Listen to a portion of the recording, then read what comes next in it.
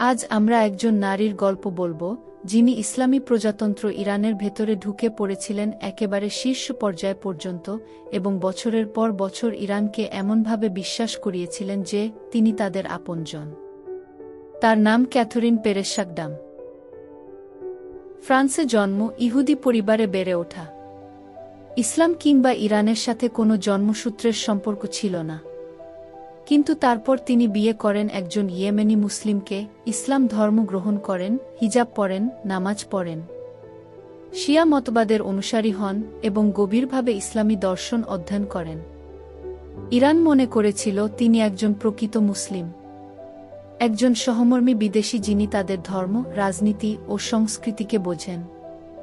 তার লেখা ইরানের নামকরা পত্রিকায় প্রকাশিত হতে লাগল। তিনি ধর্ম, ভূরাজনীতি ও মধ্যপ্রাচ্যের রাজনীতি নিয়ে বিশ্লেষণ করতেন এমনভাবে যা ইরানের আদর্শের সঙ্গে মিলে যায়। তিনি আলেমদের সাক্ষাৎকার নেন, সেমিনারে কথা বলেন, এমনকি একসময় প্রেসিডেন্ট হওয়া ইব্রাহিম রাইসির সঙ্গেও সাক্ষাৎ করেন। এই পর্যায়ে পৌঁছানো একজন বিদেশীর জন্য প্রায় অসম্ভব, কিন্তু ক্যাথরিন পেরেছিলেন। ইরান তাকে বিশ্বাস করেছিল, কিন্তু এই বিশ্বাসের আড়ালে ছিল এক ভয়ঙ্কর সত্য। বছর কয়েক পর, ইরানে কাটানো সময়ের বহু পরে, তিনি একটি বিস্ফোরক প্রবন্ধ লেখেন। ইরানি কোনো সংবাদ মাধ্যমে নয়, বরং ইসরায়েলের এক ওয়েবসাইটে। সেখানে তিনি বলেন, তার পুরো যাত্রা ছিল একটি পরিকল্পিত মিশন। তিনি ইচ্ছাকৃতভাবে ইসলাম গ্রহণ করেছিলেন, ইরানের ভেতরে ঢুকেছিলেন, তাদের কাছ থেকে তথ্য সংগ্রহ করেছেন, বোঝার চেষ্টা করেছেন ইরান কিভাবে ভাবে, কাজ করে, কথা বলে। এই স্বীকারোক্তির পর ইরানের মিডিয়ায় শুরু হয় তাণ্ডব। তাকে বলা হয় গুপ্তচর, বিশ্বাসঘাতক, মোসাদের মানসিক অস্ত্র। তাকে নিয়ে কিছু লোক চিৎকার করেছে প্রতারণার অভিযোগে। আবার কেউ কেউ মনে মনে বাহবা দিয়েছে তার নিখুঁত অভিনয়ের জন্য।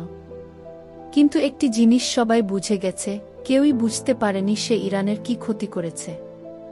সে বিশ্বাস অর্জন করেছিল অস্ত্রের জোরে নয়, বিশ্বাসের মুখোশ পরে।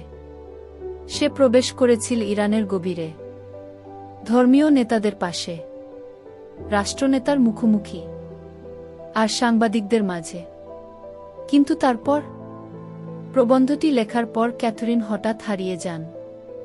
কোনো সাক্ষাৎকার নেই, কোনো ব্যাখ্যা নেই, কোনো পাবলিক রেসপন্স নেই।